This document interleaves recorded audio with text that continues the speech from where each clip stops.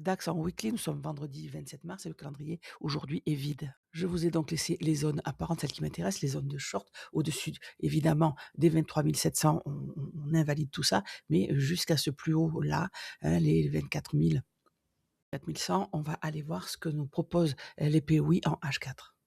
Lundi a fait le plus bas et le plus haut de la semaine et depuis nous sommes en range. On voit qu'on a des difficultés à remonter, même si le prix lundi a été chercher l'OTE de la trend baissière dans laquelle nous sommes. Donc que nous fait le prix? On a créé un plus haut, on a créé mercredi des quasi equal high ici et le prix n'arrive pas à passer au-dessus ni aller voir ce volume imbalance. Je vous rappelle en daily ni notre prix extrême des 23 700, 24 100 au-dessus. Donc je privilégie évidemment les shorts et je vais dans l'immédiat voir ce que nous faisons sur le niveau du prix d'ouverture. Donc on en aura, ça sera plus clair en M15. En dessous de nous, on a toujours les mêmes niveaux qu'hier, notamment le plus bas ici de mardi et on va voir ce qui se passe dans cette imbalance quand le prix ira et notamment sur notre New Week Open Gap. Vous vous rappelez, on a ouvert première impulsion à la baisse et ensuite la fausse course, la manipulation et ensuite le prix est parti à la hausse. Depuis, c'est une latéralisation.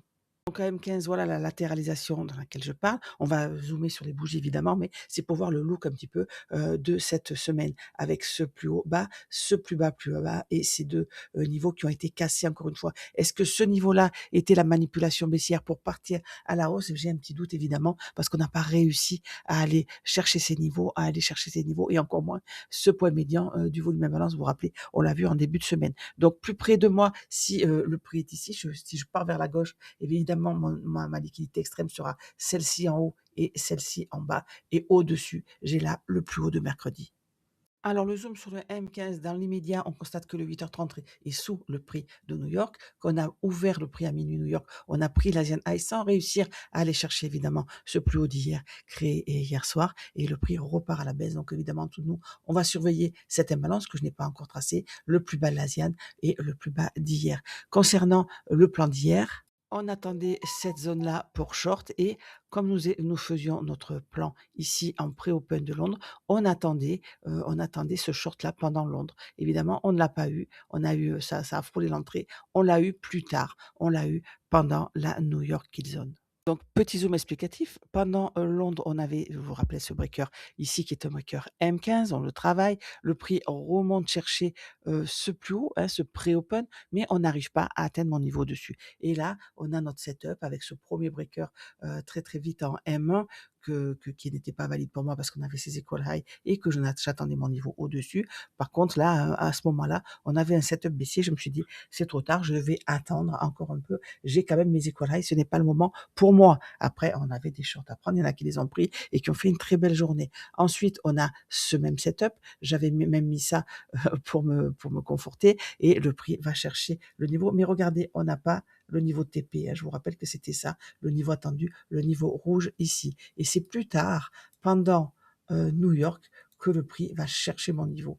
On prend la liquidité et là, ça, c'est une belle entrée short. Et évidemment, la suite, vous la connaissez. On a eu notre niveau qui avait changé puisqu'il avait déjà été atteint et qu'on avait eu un setup long. Donc attention quand c'est comme ça, on se méfie, mais de toute manière, l'après-midi nous a donné encore une fois raison.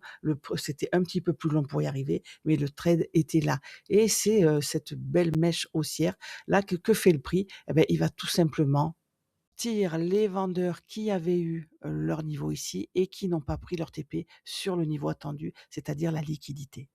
Et maintenant que le prix a sorti les vendeurs, je m'attends à ce qu'il continue sa chute et qu'on sorte les acheteurs de cette mèche-là, donc avec cet objectif-là des 29 700 en dessous. Maintenant, où rentrer pour aller chercher cet objectif? Je vais surveiller évidemment le prix à minuit, je vais surveiller toujours ma zone au-dessus, que je vais mettre à jour d'ailleurs. Setup de travail M 15 à gauche, M1 à droite avec tous les petits post-it, celui-là à gauche, vous le connaissez, ça c'est le sel sur le retracement pour aller jusqu'à mes 22 700. Attention, je vous ai dit tout à l'heure que je pensais qu'on allait sortir ces vendeurs-là. Donc, on peut avoir une prise de liquidité et un biais qui change en interne pour acheter en direction Donc si vous prenez ce bail sur les 23 700, je vous invite à prendre évidemment des partiels, même si cette zone-là peut être retravaillée avec les hauts que nous avons vus ici. Donc attention, liquidité interne, on a vu cet immense range, on a vu que normalement on va aller chercher les 22 700 et si on a un achat ici, il peut remonter soit légèrement en premium de la trend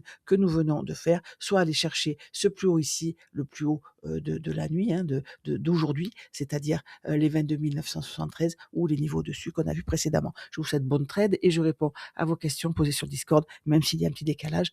Je ne trade pas toute la journée, je profite un petit peu maintenant de ma live.